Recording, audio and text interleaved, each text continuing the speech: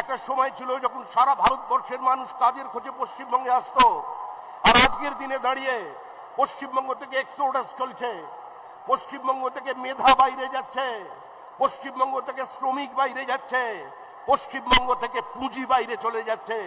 এই flight of ক্যাপিটালকে আটকাতে হবে, আমাদের মেধাকে আমাদের বাংলায় রাখতে হবে, ঘরের ছেলেকে ঘরের ভাত খাওয়াতে হবে। তাই ভারী শিল্প স্থাপন ছাড়া পশ্চিমবঙ্গের অন্য কোনো ভবিষ্যৎ নেই।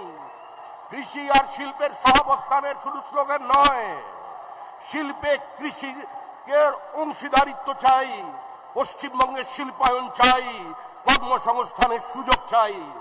আমরা অপেক্ষা করতে বলছি পশ্চিমবঙ্গের সমস্ত বিনিয়োগকারীকে, আমরা অপেক্ষা করতে বলছি এখানকার শিল্পপতিদের, আমরা অপেক্ষা করতে বলছি পশ্চিমবঙ্গের মেধাবী ছাত্রছাত্রীদের।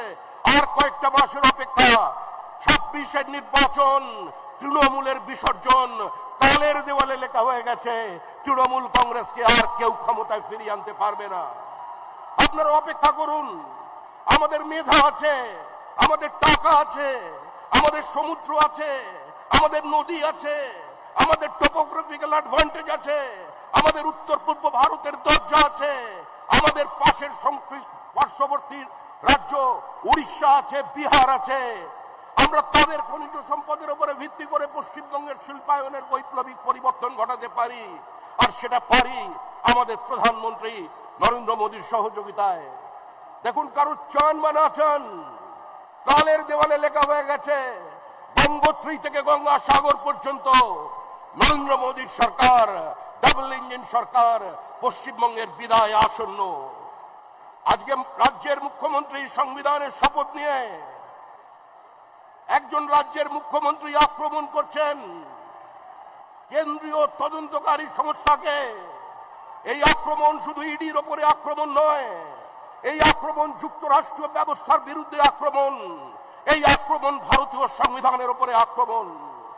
একজন সাংসদ, তৃণমূল কংগ্রেসের নেতা, প্রকাশ্যে দাঁড়িয়ে সুপ্রিম কোর্টের বিশ্বাসযোগ্যতা নিয়ে প্রশ্ন তুলছেন। এই আক্রমণ বিচার ব্যবস্থার বিরুদ্ধে আক্রমণ।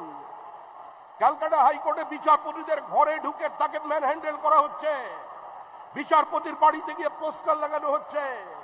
রাজ্যপাল, যিনি রাষ্ট্রপতির প্রতিনিধি, যার নামে রাজ্য শাসন হয়, আজকে তিনি ভাষা সন্ত্রাসের শিকার হচ্ছেন। এই অবস্থা থেকে বেরিয়ে আসতে হবে। শুধু সোনার বাংলা স্লোগান দিলে চলবে না।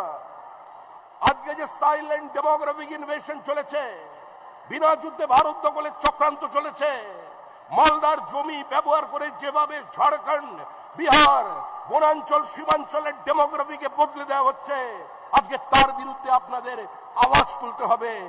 এই নির্বাচন পশ্চিমবঙ্গের অস্তিত্ব রক্ষার নির্বাচন। পশ্চিমবঙ্গকে বাংলাদেশ বানাতে আমরা দেব না। এ রাজ্য কোনো ধর্মশালা নয়, এখানে জেহাদিদের জায়গা নেই, রোহিঙ্গার জায়গা নেই, ভুয়ো ভোটারের জায়গা নেই, মৃত ভোটারের কোনো জায়গা নেই। তাই আপনারা এগিয়ে আসুন। যে প্রতিশ্রুতি মহাত্মা গান্ধী দিয়েছিলেন, সর্দার বল্লভভাই প্যাটেল দিয়েছিলেন, নেহরুজি দিয়েছিলেন, যে কংগ্রেস উদ্বাস্তুদের সামনে স্বপ্ন দেখিয়েছিল, সেই স্বপ্নকে যিনি সাকার করেছেন তিনি নরেন্দ্র দামোদর দাস মোদী। আজকে তার এই জনসভায় আপনারা এসেছেন, সকলকে অনেক অনেক অভিনন্দন।